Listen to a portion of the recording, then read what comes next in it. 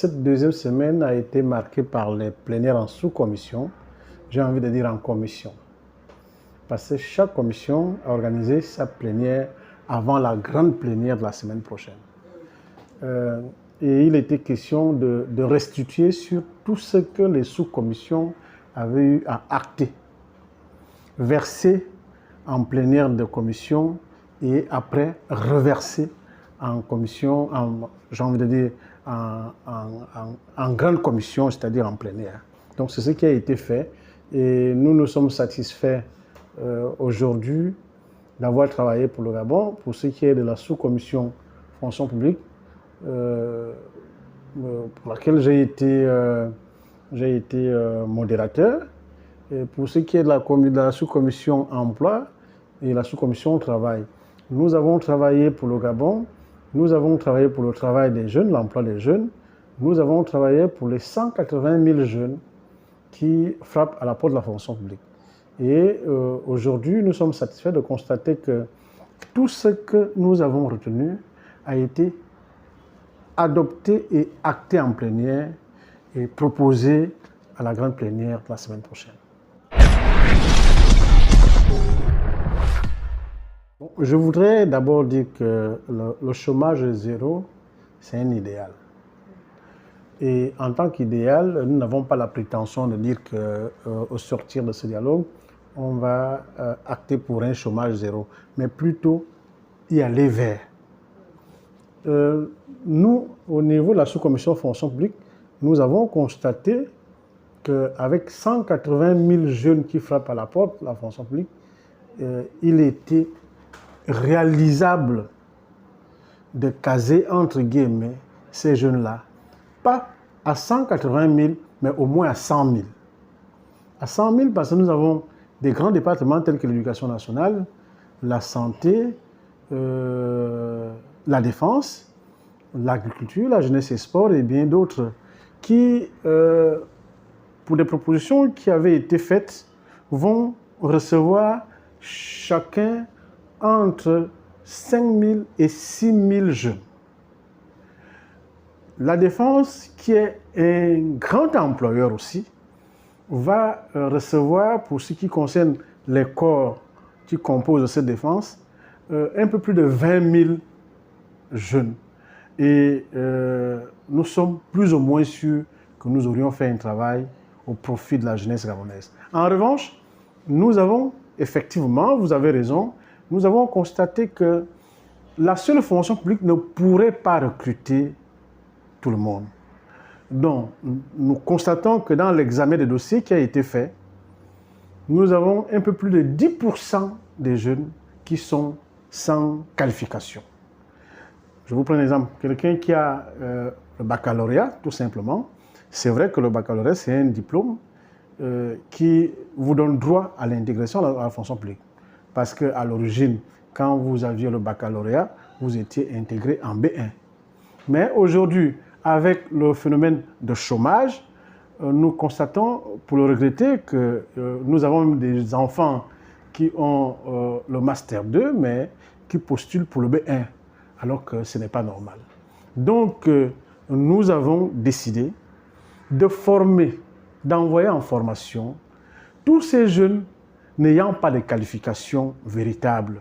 Donc, et nous avons sélectionné les différents établissements d'État, l'école normale supérieure, l'INJS, l'INFAS, l'ENAM et bien d'autres écoles pour qu'au terme des 2 années qui arrivent, que ces jeunes-là soient opérationnels pour travailler pour les services publics.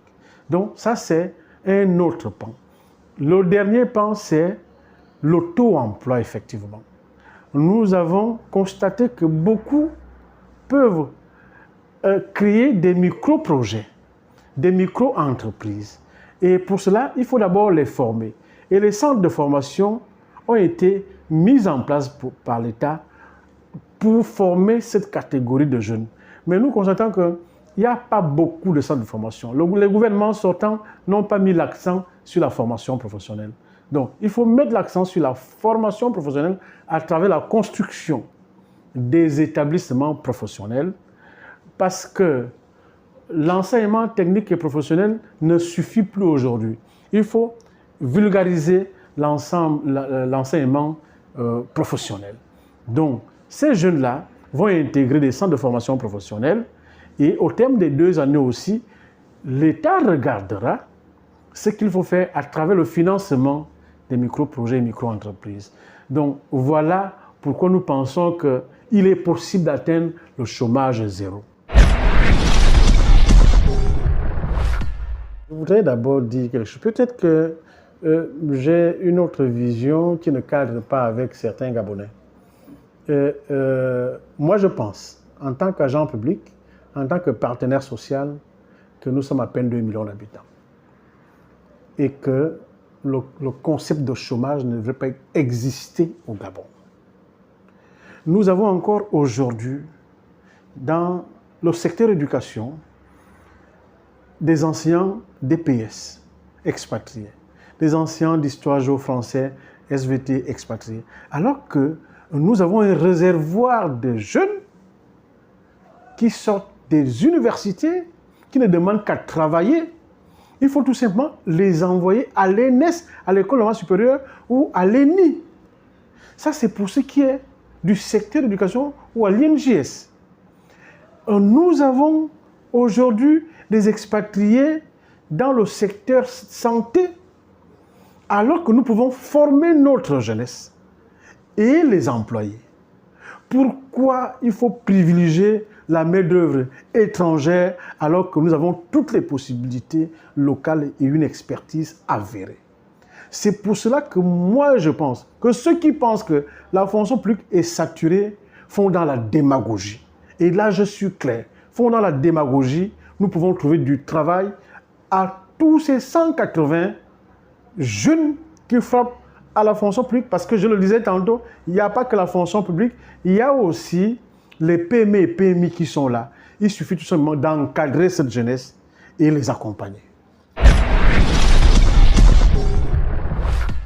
On peut s'en sortir, tout est une question de volonté politique. Vous savez, j'apprécie honnêtement aujourd'hui la volonté du CTRI et du chef de l'État qui ont mis pour priorité le paiement de la dette extérieure et intérieure. Je crois qu'à terme, nous pouvons arriver à apurer cette dette. En revanche, nous pensons que oui, 56 milliards mensuels, ça c'est mensuel, hein, mensuel, ça ne ferait pas tomber l'État. Parce que ce qui fait la force d'une nation, c'est le capital humain. Or, les gouvernements successifs, j'ai envie de dire, le pouvoir déchu, a mis de côté la valorisation du capital humain. Ils ont privilégié autre chose, l'homosexualité, la bisexualité et bien d'autres choses pour s'intégrer à la fonction publique, pour avoir droit à une nomination, pour avoir droit à un emploi. Donc aujourd'hui, mettons ces choses de côté, d'où l'organisation de ce dialogue pour essayer un peu d'arrêter tous ces mots, redémarrer et faire en sorte que tout le monde, tous les Gabonais puissent trouver satisfaction. Il n'y a pas que les recrutements à la fonction publique. Nous avons, j'ai envie de dire, le paiement des services rendus qui n'était versé qu'aux seuls agents de la GR. Ce que nous avons retenu dans notre commission, moi en tant que modérateur, c'est de faire en sorte que tous les agents de l'État puissent en bénéficier. Et ça a été acté, et je voudrais remercier ici tous les commissaires qui ont œuvré pour cela. Bien, les régularisations des situations administratives et financières. Vous avez des jeunes gens, des jeunes dames aujourd'hui qui totalisent un peu plus de 20 ans sans avoir un texte d'intégration. Et pourtant, ils sont agents publics, ils touchent leur salaire entre guillemets, mais ils n'ont pas de texte d'intégration. Et qu'est-ce que la retraite réserve à ces gens-là? C'est une incompétence de la part de certains agents de la fonction publique. J'ai envie de dire, c'est une incompétence avérée pour le pouvoir déchu, parce que ce n'est pas normal du tout. Vous avez des Gabonais qui sont mis volontairement à la maison parce qu'il y a des employeurs qui ne veulent pas leur donner de l'emploi. Et on dit qu'il y a des fonctionnaires fantômes. Qui est fantôme? Il faut bien regarder dans le fond, voir pourquoi tel fonctionnaire se retrouve à la maison et pourquoi tel autre se retrouve en France. Est-ce que vous lui avez donné du travail? Ce n'est pas pour encourager, mais je pense qu'avec une certaine volonté, nous pouvons arriver à redémarrer notre fonction publique qui est en panne aujourd'hui. Oui, d'abord, je voudrais condamner le fait que l'on impose aux jeunes chômeurs, à notre jeunesse, de payer les droits d'inscription à 20 000. Quelqu'un qui est chômeur, on va encore lui demander 20 000 francs. Où est-ce qu'il va trouver ça? Et nous contestons le fait de développer tous les maux du monde au Gabon. La bisexualité, l'homosexualité, le braquage, etc. Alors, c'est organisé par nous-mêmes. Parce que si vous demandez à ce jeune chômeur de chercher 20 000 francs pour le dépôt de son dossier, il fera autre chose pour trouver les 20 000. Mais nous pensons que tout est une question de volonté. Je ne cesserai de le dire. Il faut construire les écoles. Moi, j'ai appris au Sénégal. L'ENA et l'EPCA n'ont pas que seul siège Dakar. Il y a des délégations à l'intérieur du pays. Mais pourquoi ne pas développer cette politique ici? Pourquoi concentrer tout à Libreville? C'est une question de volonté politique. Je dis que le pouvoir sortant a fait exprès de mettre au chômage notre jeunesse. Vous savez, nous avons à peu près 40% du taux de chômage au Gabon aujourd'hui. Vous pensez que c'est normal avec une population d'à peine 2 millions d'habitants? Mais ce n'est pas normal du tout. Ça veut dire que les gens n'ont pas voulu travailler.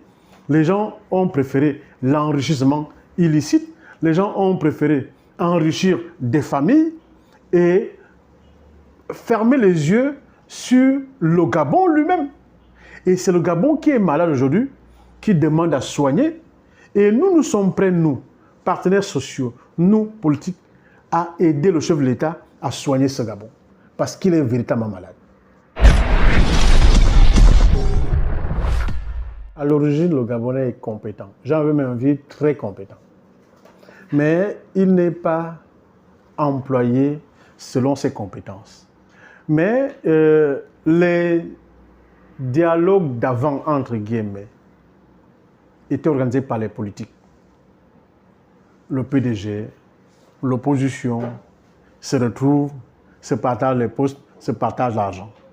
Or là, il s'agit d'un système militaire qui dit « Moi, je suis venu pour redresser, restaurer les institutions. » Et nous sommes un peu confiants parce que nous savons que les militaires, quand ils se mettent à la tâche, ils réussissent.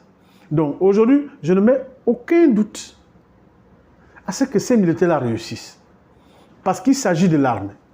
Si ça avait été encore des politiques, je dirais, ça, c'est une autre réunion de plus. Mais là, il s'agit des militaires. Et c'est un peu de faire confiance à ces militaires. Et on verra. Et nous avons déjà fait 3 semaines à Ngondje. Il nous reste une dernière semaine avant les conclusions finales. Que les Gabonais attendent de voir maintenant l'applicabilité. Parce que ne soyons pas pressés. Nous tous, nous avons soif de voir l'applicabilité sur le terrain par rapport à toutes les résolutions qui seront prises au dialogue national. Donc, moi, je reste confiant de ce que ce dialogue, au moins, verra le Gabon démarrer. Parce qu'il s'agit de l'armée. Moi, je vous dis, peut-être que beaucoup de Gabonais ne le savent pas, moi, j'ai fait l'armée. J'ai fait l'armée. Oui, j'ai fait l'armée. Donc, je connais la détermination de l'armée. Et je sais que quand les militaires s'engagent pour un objectif, ils réussissent. Et c'est pour ça que je fais confiance au chef de l'État, je fais confiance au CTR.